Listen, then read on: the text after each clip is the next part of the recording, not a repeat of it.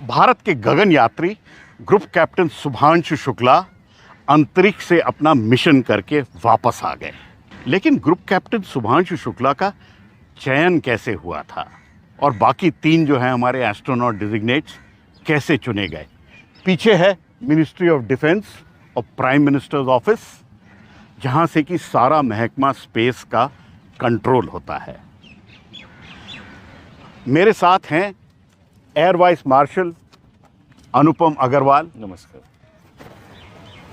पेशे से डॉक्टर हैं और जब भारत ने अपने एस्ट्रोनॉट्स का चयन किया था 2019 में, तब साहब institute of aerospace medicine Bengaluru में, जो भारत का एक हिडन ज्वेल है, उसको हेड करते थे। तो कहीं ना कहीं group captain Shukla, Prashant Balakrishnan Nair, group captain Ajit Krishnan, group captain Angad Pratap, चारों का जो चयन हुआ वो डॉक्टर अनुपम अग्रवाल की निगरानी में हुआ। तो आगे अगर ये एस्ट्रोनॉट काम ना करें सही से, तो आपको पता है किसको पकड़ने की ज़रूरत है।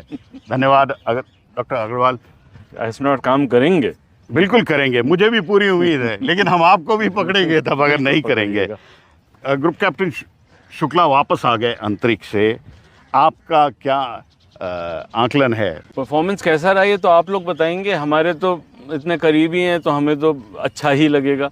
लेकिन हाँ, पूरी दुनिया कह रही है कि उन्होंने बहुत अच्छी तरीके से परफॉर्म किया, तो इसलिए हम मतलब ये बिल्कुल मानेंगे कि बिल्कुल उन्होंने वैसे परफॉर्म किया जैसे कि उनको करना चाहिए था, और वो करने के लिए ही उनको सेलेक्ट किया गया था।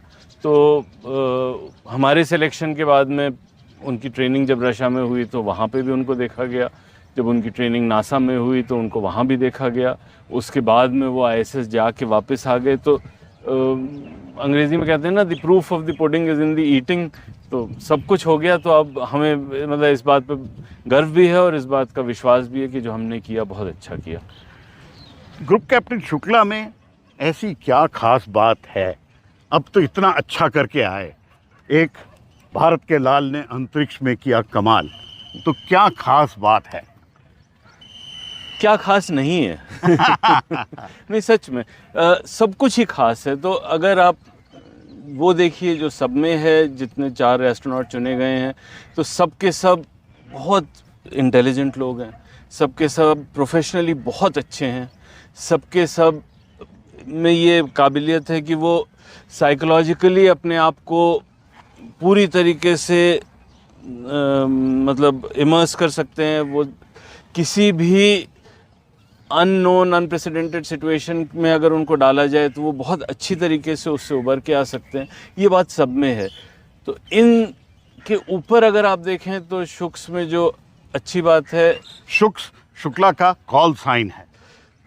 जो अच्छी बात है वो ये कि वो बहुत मतलब कैसे बताऊं, बहुत खुश मिजाज है, मुझे ये बताया गया। बहुत खुश मिजाज हैं। वो बहुत चुप रहते हैं, लेकिन छोटी छोटी बात जो कहते हैं उसमें मतलब पूरा हंसी का पिटारा छुपा होता है।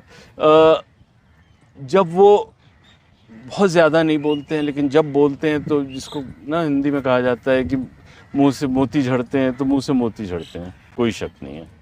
और खाली हम नहीं, बाकी लोग भी जो देख रहे थे उनमें से भी किसी को कोई शक नहीं है। जैसा आपने कहा, पेगी विट्सन को भी इस बारे में कोई शक नहीं था कि जो जिनको वो साथ में लेके जा रही हैं उससे अच्छा एस्ट्रोनॉट दूसरा उनको फर्स्ट टाइम एस्ट्रोनॉट नहीं मिल सकता था। इसीलिए उन्होंने शुभांशु का चयन किया एज द मिशन पायलट, जो कि फर्स्ट टाइम एस्ट्रोनॉट्स को बहुत कम ये मौका मिलता है। बिल्कुल, वो मिशन पायलट थे। उन्होंने फैल्कन 9 क्रू ड्रैगन से उड़ान भरी और फिर ग्रेस नाम दिया और उसी से वापस आए।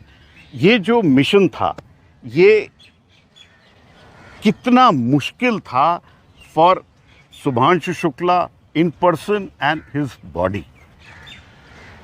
For Shubhanshu Shukla in person तो मुश्किल था, लेकिन जो over the years of training, simulation इत्यादि जो किया जाता है, उसमें लगभग सब कुछ जो आदमी स्पेस में देखेगा या जो महसूस करेगा वो सारे का सारा उसको दिखा दिया जाता है। अदर देन वेटलेसनेस, ऐसी कुछ चीज़ें वेटलेसनेस भी दिखाते हैं लेकिन वो छोटे समय के लिए दिखाते हैं, जब वो जहाज़ में उस पैराबोलिक फ्लाइट्स में।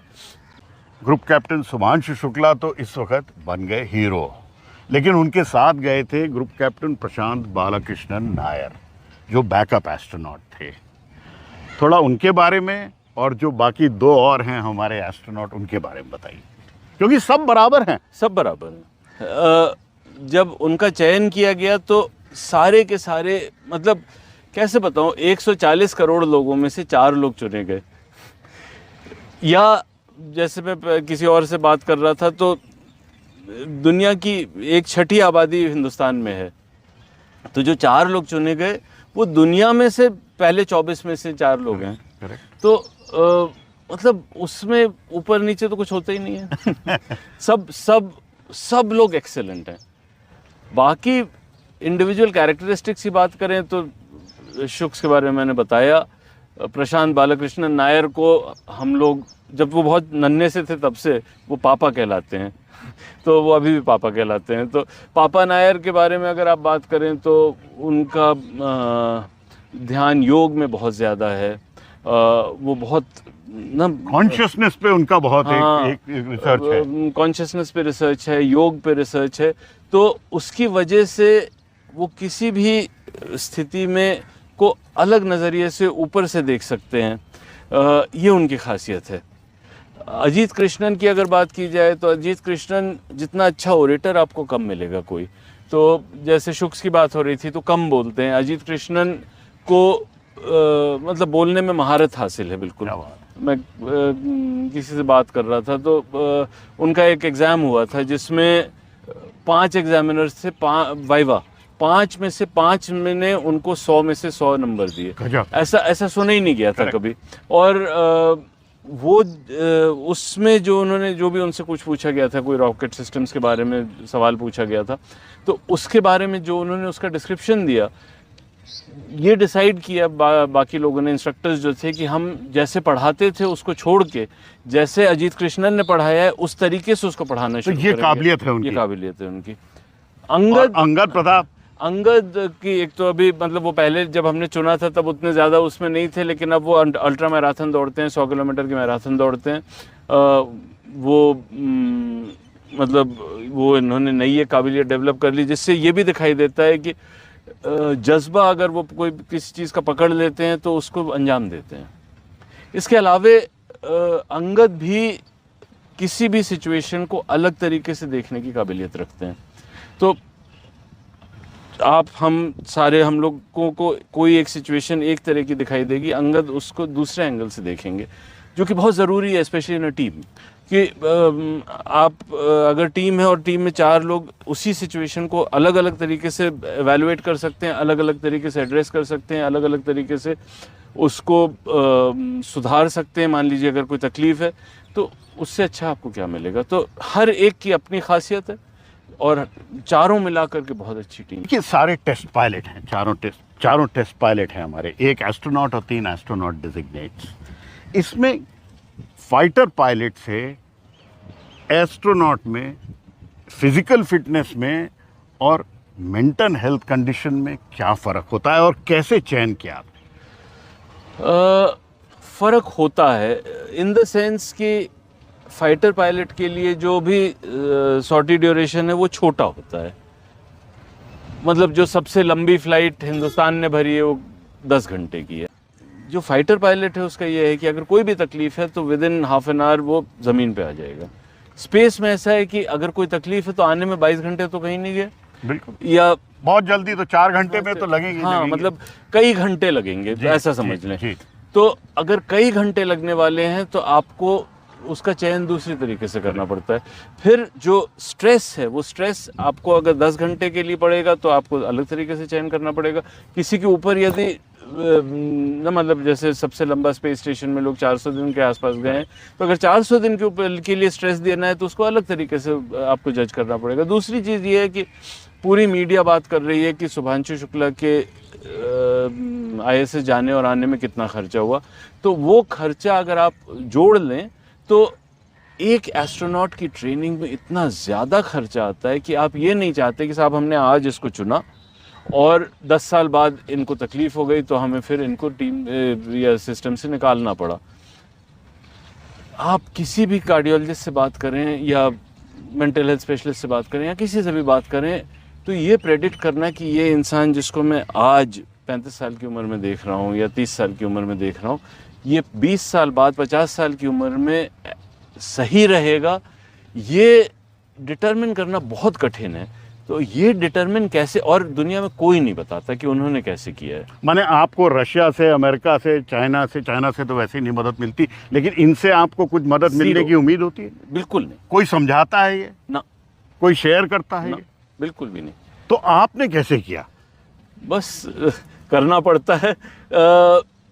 इसमें मतलब मेहनत होती है। बस आप शुरू इससे करते हैं कि भाई मान लीजिए यही मैं कार्डियोलॉजी की बात कर रहा हूँ कि दिल आपका ख़राब नहीं होगा अगले 20 साल, तो आप इससे शुरू करते हैं कि भाई किस चीज़ से हमें पता लगेगा कि 5 साल नहीं ख़राब होगा। फिर आप वो जब पढ़ते हैं तो आपके समझ में आता है कि अच्छा ये अगर हम देख लें तो इससे हमें ये अंदाज़ा लग जाएगा कि ये जो चीज़ें ख़राब होती हैं ये ख़राब होनी शुरू होंगी तो हमें 5 साल पहले पता लग जाएगा। तो मान लीजिए कोलेस्ट्रॉल की या लिवर की या किसी चीज़ की तकलीफ़ है जिससे कोलेस्ट्रॉल बढ़ेगा, तो हमें ये पता लग जाएगा कि साहब लिवर ख़राब होने के 5 साल पहले हमें कैसे पता लगा। ऐसे ऐसे करके आप एक एक पड़ाव पार करके और आगे बढ़ते हैं तो आपको पता लगता है। अनुपम जी, ये तो आपने एस्ट्रोनॉट सिलेक्शन में किया। हाँ। अरे ये सिविलियन पॉपुलेशन में क्यों नहीं करवा देते? सारे लोगों का फायदा हो जाएगा। महंगा बहुत है और उनको उसकी आवश्यकता नहीं है। अच्छा। क्योंकि ये मतलब आवश्यक ये है कि साहब आप जिसकी ट्रेनिंग में 1000 करोड़ रुपए खर्चा कर रहे हैं उसको कोई भी तकलीफ ना हो, वैसा नॉर्मल इंसान नहीं होता ना। आप मुझे कहिए कि साहब अब आपको हम देख रहे हैं और आज से 7 साल बाद या 12 साल बाद आपको हार्ट अटैक होने वाला है, तो फिर मैं तो मतलब मेरी ज़िंदगी बर्बाद हो जाएगी। और मेंटल कंडीशन में क्या होता है? क्योंकि मुझे बताया गया है कि वो ज़्यादा ज़रूरी होती है चूज़ करने में, क्योंकि आप फिजिकली तो सारे बराबर से फिट मिल सकते हैं। वो ज़्यादा ज़रूरी होती है क्योंकि एक किताब है द मार्शियन, या उसकी मूवी भी आई है द मार्शियन, जिसमें वो मार्स पे स्ट्रैंड हो जाता है। आप वहाँ फंस गए तो वो ऐसी सिचुएशन है जो आपने ना कभी देखी ना आप उसका इमेजिन भी कर सकते थे। अब उस सिचुएशन में आपको क्या करना है ताकि वो सिचुएशन डेंजरस ना हो, ये बहुत ही कठिन काम है। और वो करने के लिए आपकी मेंटल स्टेबिलिटी, आपकी मेंटल अलर्टनेस, आपकी ability to come out of a difficult situation, ये बहुत आवश्यक है। उस सिचुएशन में आप नहीं चाहते कि आपके पास ऐसा कोई इंसान हो जो उससे डील ना कर पाए।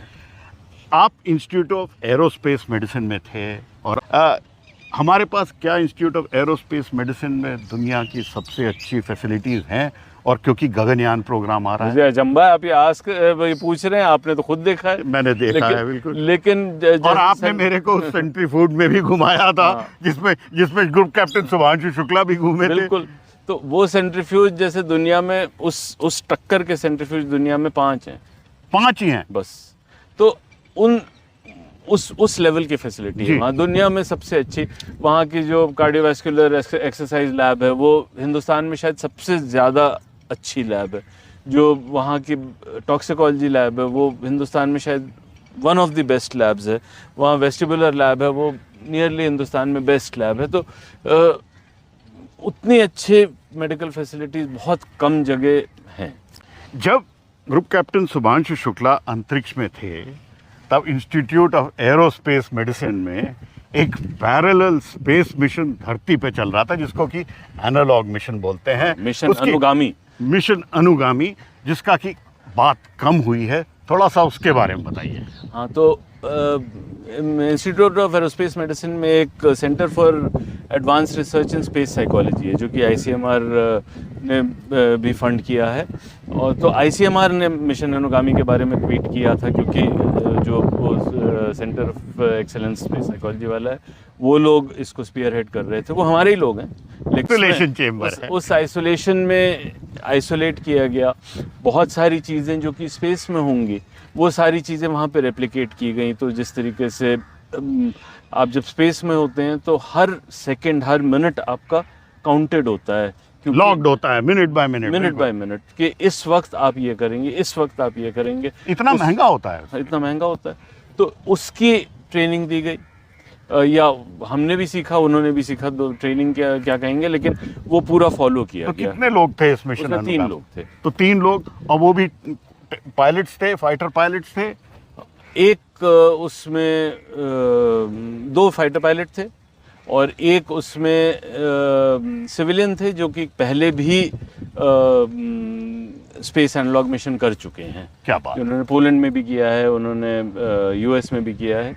तो ये 3 लोग थे तो उसमें। इससे भी कुछ हमने नया सीखा? इससे बहुत कुछ नया सीखा। मतलब इट्स एन एक्सपेंसिव एक्सपेरिमेंट, और जब भी आप इंसान पे कोई भी एक्सपेरिमेंट करते हैं तो आप अगर सीखेंगे नहीं तो फिर तो बहुत गलत हो जाएगा जी, क्योंकि बहुत आवश्यक है कि हम उससे सीखें।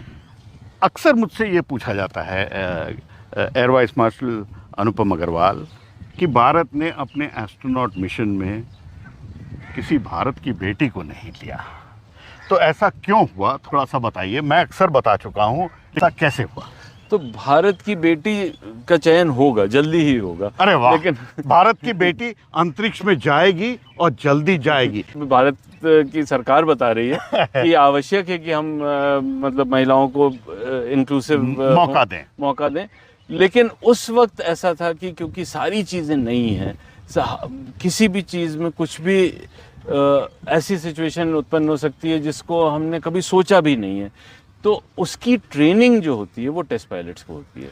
माने आम तौर पे दुनिया में भी क्या पहले जो मिशंस होते हैं उसमें टेस्ट पायलट ही जाया करते हैं? हाँ, उसमें टेस्ट पायलट ही जाते हैं, क्योंकि उनकी स्किल सेट होती है, रिफ्लेक्सेस होते हैं, ट्रेनिंग होती है।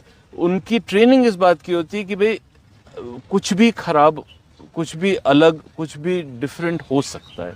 मैं किसी को समझा रहा था तो वो ऐसा है कि भाई आपने एक ये बना दिया जहाज़, ज़मीन पे खड़ा है, आपने कहा कि भाई इसकी टेस्टिंग हमने जितनी कर सकते थे ज़मीन पे कर लिए, उड़ना चाहिए, हमें नहीं मालूम उड़ेगा कि नहीं, आप इसमें बैठ जाइए और इसको उड़ाइए और घुमा के ले आके लैंड कर दीजिए। तो ये उनका स्किल सेट होता है।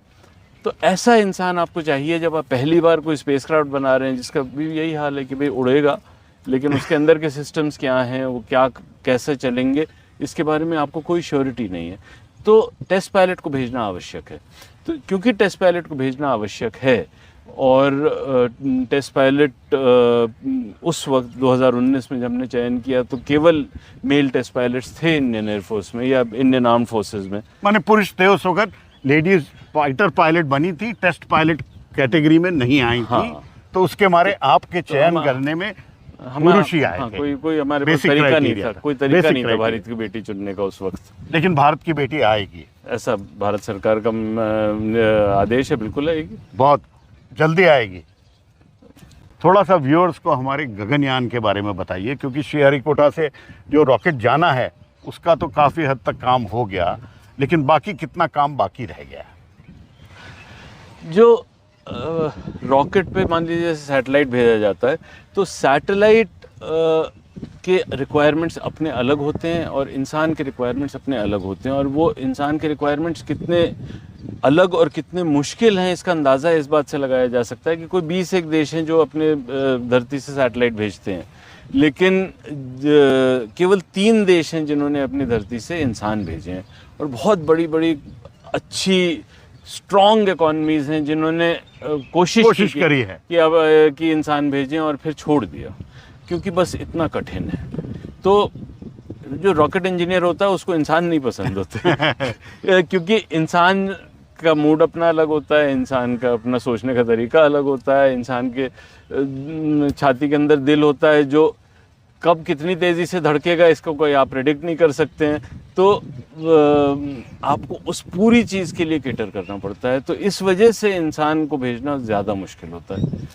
तो गगनयान में हम जल्दी भेज पाएंगे? डेवलपमेंट है और डेवलपमेंट बिल्कुल अपने देश में अपनी तरीके से अपना हो रहा है। क्या ये साझा करता है कोई देश आपको ये टेक्नोलॉजी?